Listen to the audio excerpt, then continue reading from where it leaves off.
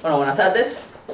Ya ustedes conocen mi nombre, ¿no? Como seguramente sabrán. Bueno, me llamo Michael Cobrel y en este trabajo voy a presentar más bien un estudio de barreras intergranulares y de efectos en SZTS. Bueno, como hemos visto en algunas presentaciones anteriores, más bien estuvo enfocado en el estudio de las celdas solares utilizando SZTS como material absorbedor. Pero vimos que el SZTS todavía sigue teniendo algunos problemas, lo cual se ve reflejado en la eficiencia de las celdas, que todavía sigue siendo una eficiencia muy pobre. Por lo tanto, uno de los problemas que está relacionado con esto va a ser las propiedades dentro de este material, los efectos que tenga, los efectos que haya en barreras intergranulares, y es por eso que este estudio estaría encaminado a estudiar estas propiedades en este material. Bueno, como resumen de la presentación, primeramente vamos a ver una introducción que me imagino que ya ustedes muchos la conocerán, de tantas veces que se les ha repetido prácticamente. Los problemas a resolver en este material, el método de depósito, que en el caso mío uso el spray pirólisis, como le he mencionado también en otras ocasiones, y finalmente vamos a ver el estudio de las propiedades de las barreras intergranulares, así como el estudio de trampas y niveles de recombinación en SZTS por la técnica de corriente térmicamente estimulada. Bueno, es bien conocido que el logro de las celdas solares de silicio es un logro que es irrefutable. En primer lugar porque el silicio es un material muy abundante en la naturaleza, pero como ustedes saben, y le he dicho anteriormente, el silicio, el costo de producción de una celda solar de silicio es bastante cara. Y además de eso, el silicio como material desde el punto de vista absorbedor para la celda no posee las propiedades adecuadas, porque tiene un gap de 1.1, cuando una celda se desea que posea un gap de 1.4, y además de esto es un material que posee una banda prohibida indirecta, transiciones de tipo indirecta, es decir, necesitan de la intervención de un fonón para que un portador vaya de la banda de valencia a la banda de conducción. De ahí entonces que apareció el interés por las celdas solares de segunda generación, que son las de películas delgadas. En principio en estos materiales, como se tiene un coeficiente de absorción mayor que en el de silicio, y además existen transiciones directas, logrando solamente capas delgadas de materiales semiconductores, se pueden fabricar celdas con menores espesores, y además de esto los costos de producción son mucho menores. Pero ¿cuál es el problema que presentan estas celdas fundamentalmente? Es decir, las celdas que han logrado el éxito dentro del campo de las de segunda generación, que son las celdas de cobre, indio, galio, selenio y las de cadmio, teluro. Las principales desventajas que tiene esta celda, primeramente, es que están compuestos por elementos escasos y además algunos son tóxicos, como es el caso del cadmio, y hay algunos que son escasos, por ejemplo, como es el caso del teluro, el indio. De ahí entonces que cuando se piensa en una producción masiva utilizando este material, ya existe un problema. Por lo tanto, y así hay chamba para los que están en la parte de la investigación, nuevos trabajos han sido enfocados en el caso de las celdas solares de tipo esterita, que es utilizando materiales abundantes en la naturaleza, que no sean tóxicos, y así quedamos en paz con los verdes. Y entonces, y al mismo tiempo, estos materiales presentan características adecuadas para ser utilizadas. Vamos, ¿por qué no puedes?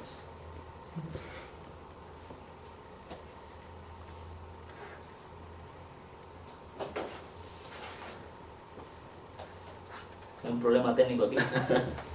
Y eso no depende de mí. ¿No te deja pasar? No me deja pasar ni para adelante ni para atrás. De clic derecho. Tampoco. No. Ahí. Clic derecho ahí. Ahí está. Vamos. Bueno. Entonces, perdón por la interrupción. Entonces, las bondades dentro de la bondad de la questerita, primeramente están compuestas por materiales que son abundantes en la naturaleza. Además de eso, presenta una conductividad de tipo P. Y esto, añadido con un ancho de banda prohibida del orden de 1.5 electronvoltios, hace que presente las condiciones adecuadas como material para ser incluido en una celda solar.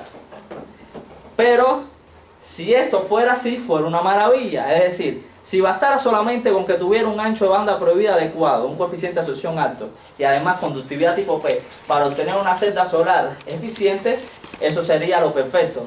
Pero desgraciadamente en la vida hay todavía caminos que quedan por investigar para optimizar este material. Y de ahí entonces es la chamba que nos dejan a nosotros como científicos para entretenernos. Bueno, dentro de estas celdas, primeramente, se puede destacar que la eficiencia reportada a nivel de laboratorio son todavía muy bajas. Es decir, está en la mejor alcanzada por la IBM es de un 10.1%. Mientras que a nivel de laboratorio se puede decir que están alrededor de unos 5 o 6% de eficiencia, hasta 7%. Por lo general se dice que en este campo existe una banda de valencia y una banda de conducción. La banda de valencia son aquellos laboratorios que no logran pasar de 5% de eficiencia, mientras que la banda de conducción son aquellos buenos laboratorios que están obteniendo esa eficiencia. Y desgraciadamente por el momento estamos en la banda de valencia, ¿no? Pero bueno, en ese camino nos vamos moviendo, y más teniendo en cuenta la técnica de spray pirólisis, que es una técnica bastante barata, por lo tanto no le vamos a poder exigir que tenga las características obtenidas mediante esta técnica, las mejores propiedades. En el caso de las celdas solares procesadas por rocío químico, por esta técnica, o en inglés que sería spray pirólisis, no ha logrado sobrepasar la eficiencia de 1.5%. Y este 1.5% ha sido logrado en este material, depositando esta película en atmósfera de argón, prácticamente haciéndole vacío. Es decir, en vez de convertirse en un spray, prácticamente se ha hecho casi con unas aproximaciones cercanas al sputtering. Por esa razón se le hace prácticamente vacío, se mete a atmósfera de argón y se deposita. Entonces esto lo que nos da a entender es que todavía en este material existen muchos aspectos que tienen que ser tratados. Y entre los aspectos, y ha sido así mencionado en la literatura, están los defectos propios dentro de este material, y además de eso los efectos que pueden existir en la barrera intergranular. Por lo tanto, en este trabajo nos enfocamos a hacer en una primera aproximación un estudio de este tipo de propiedades. Bueno, aquí les presento el método de depósito.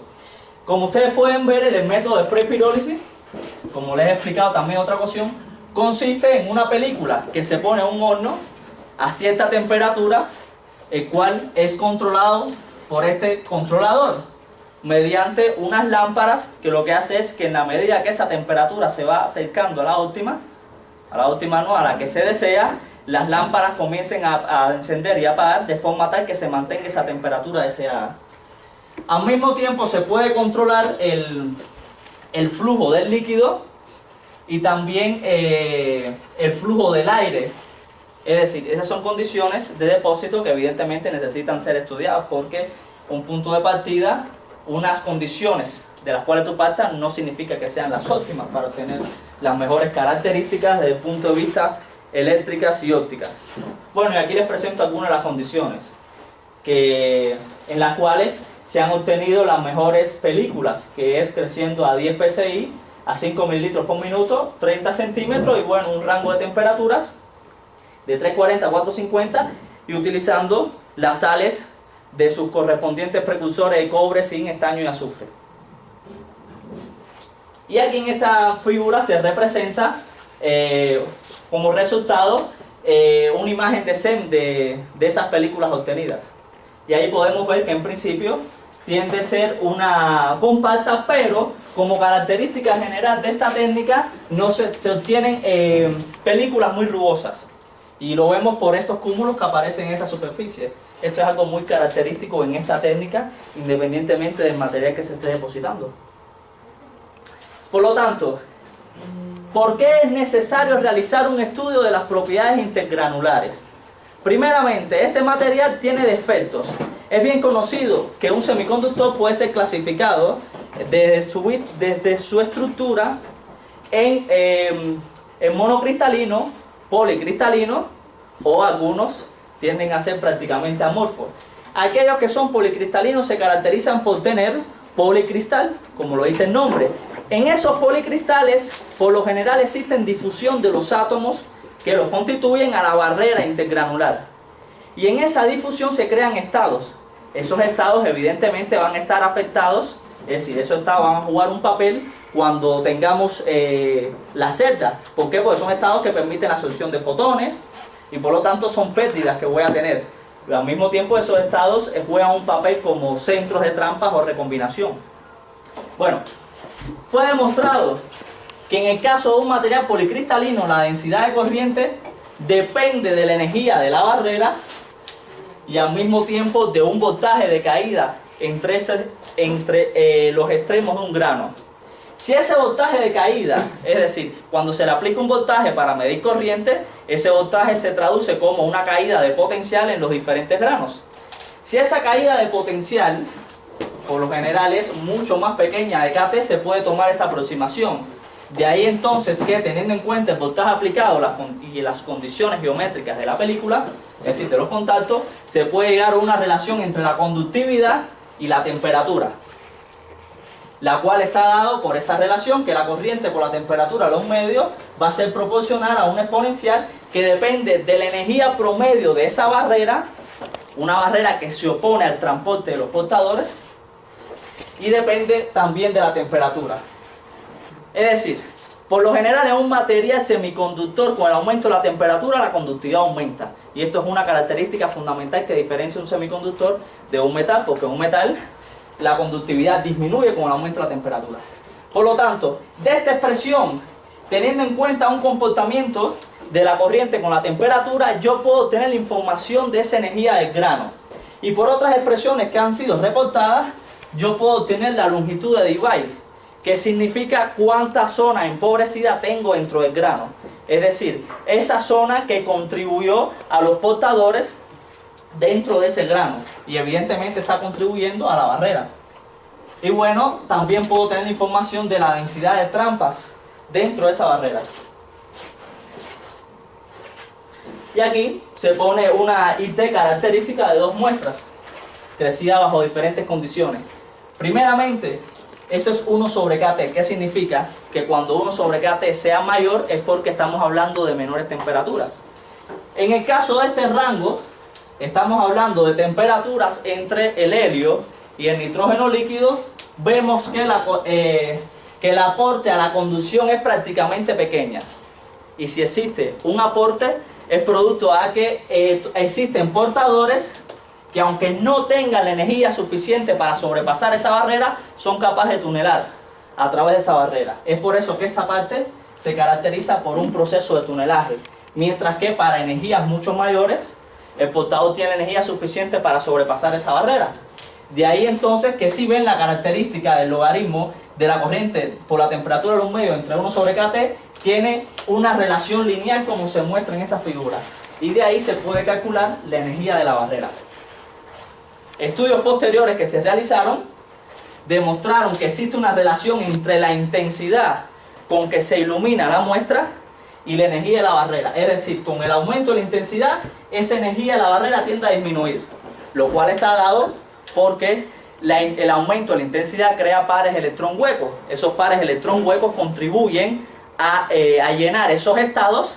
Por lo tanto, en la medida que esos estados se vayan llenando, esa barrera de potencial se va haciendo menor.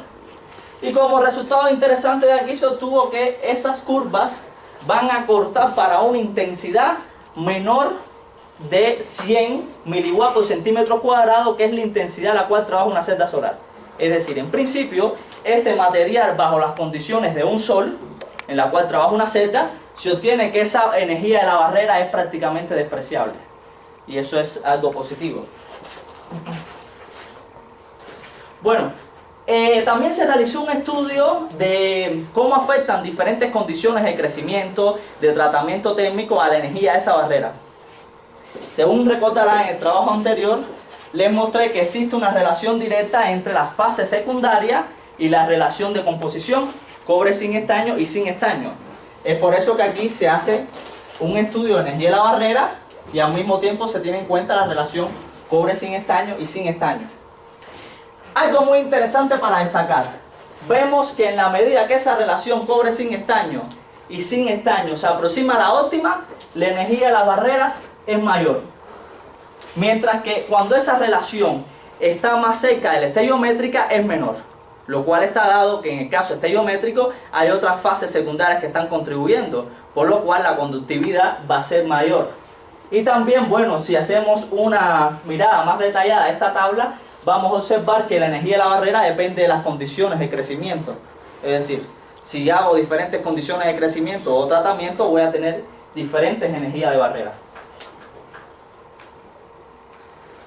Bueno, de ahí entonces, además de eso, mediante la técnica experimental de Hall se determinó la conductividad, la resistividad y la movilidad para estos portadores, así como la concentración de portadores.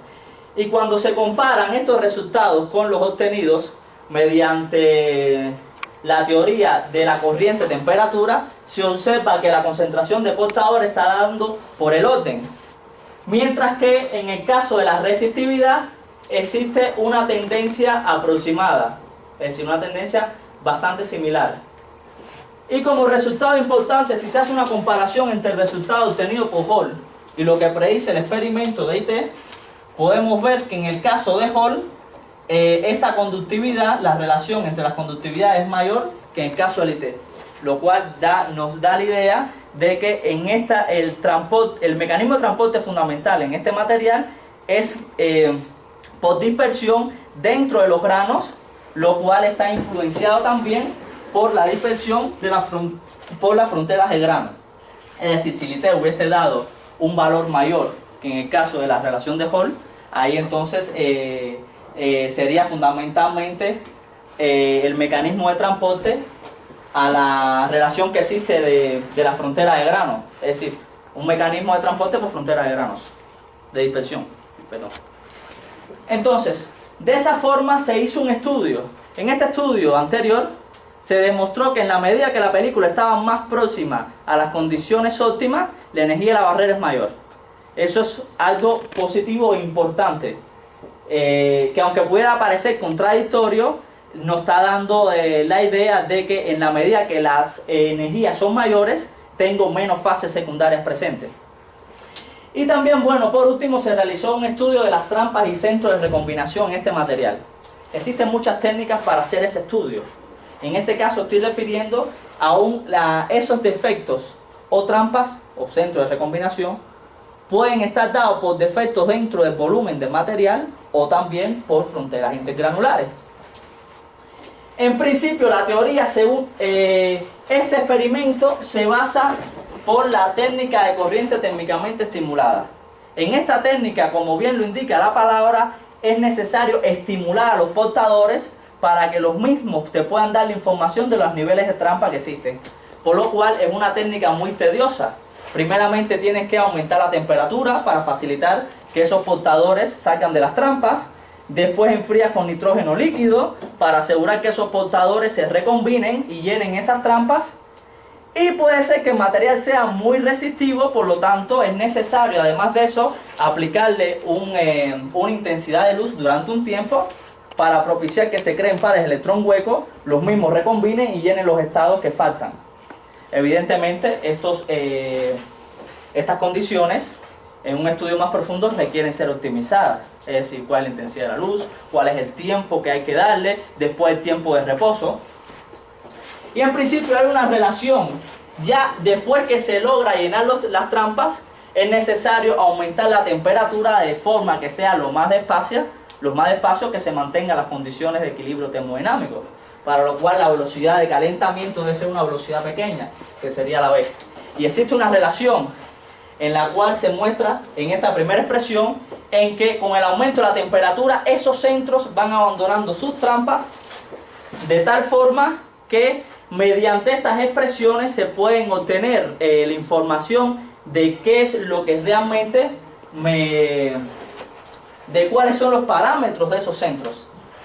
Bueno, a partir de esta expresión, la importancia es que se puede obtener cuál es la frecuencia de escape de ese portador. Y teniendo en cuenta la frecuencia, pudiera tener la sección eficaz de captura de ese portador, lo cual es importante. Y teniendo en cuenta el área de la curva, evidentemente esa área va a estar dada por el número de portadores que salieron de la trampa, eso me va a dar una información de cuál es la carga que se desexcitó. Por lo tanto, me da la información del número de trampas presentes dentro de ese material. Bueno, a partir de esto, aquí se le presenta en principio cuál sería el resultado de la corriente térmicamente estimulada desde el punto de vista experimental. Esta curva, según recuerdan, sería la curva de IT en oscuridad, es decir, se hace variar la temperatura y se va midiendo la corriente. Y se dan cuenta que en este caso es característico como las que le enseñé anteriormente. Mientras que cuando se procede a la corriente térmicamente estimulada, vemos que a partir de cierto valor de temperatura comienzan a contribuir esas trampas. Hasta que hay un punto en que ya la contribución ya es máxima, comienza a disminuir y vuelve de cierta forma a ser otra vez la IT. De ahí entonces, teniendo en cuenta la corriente en oscuridad y la corriente obtenida mediante el fenómeno de la corriente térmicamente estimulada, esa diferencia me va a dar la cantidad de niveles y la información de esos niveles que están contribuyendo. En principio debería ser, según la teoría, una gaussiana, pero es una gaussiana siempre y cuando tenga un nivel. Y aquí se comprueba que en realidad existe más de un nivel. Existen 3. Bueno, y aquí, en este gráfico, se observa la corriente térmicamente estimulada bajo 4 condiciones diferentes de velocidad, de calentamiento, es decir, de razón de temperatura-tiempo. Entonces, teniendo en cuenta el caso de la curva de corriente térmicamente estimulada obtenido para 0.061 Kelvin por segundo, que es la negra, como esa es la de menor razón de calentamiento, es la que más se aproxima a las condiciones termodinámicas, por lo tanto me debe dar más información de las trampas. De ahí entonces que esa curva fue la que se consideró para hacer los respectivos cálculos. Y bueno, en esta tabla finalmente se muestran las tres temperaturas máximas que se obtienen en cada una de las curvas, la energía de ese nivel calculado. Ese nivel se menciona aquí que es por el método del aumento inicial. Ese método está dado en que, por la teoría, se puede decir que esa corriente inicial que va dando es proporcional a esa energía de la trampa. De ahí que fácilmente se puede obtener esa energía de la barrera. Y bueno, y con las expresiones anteriores se obtuvo la sección de captura y la frecuencia de escape y la concentración de trampa. Lo primero que se puede destacar aquí, en este material la densidad de trampas es una densidad de 10 a la 18, que tiende a ser prácticamente del orden de la concentración de portadores. Es decir, es un material que tiene una calidad cristalina muy mala. Y como le dije, algo así es de esperar en una película crecida por pirólisis. Evidentemente esto es lo que me está afectando, entre otras cosas, en la eficiencia de la celda solar. Cuando se compara esa densidad de trampa de 10 a la 18 con densidades de trampa que han sido reportadas en el CDT, cambio teluro, y en la SIX, se ve que están en las otras del orden de 10 a la 13. Y ahí se dan cuenta que aquí tengo ese problema.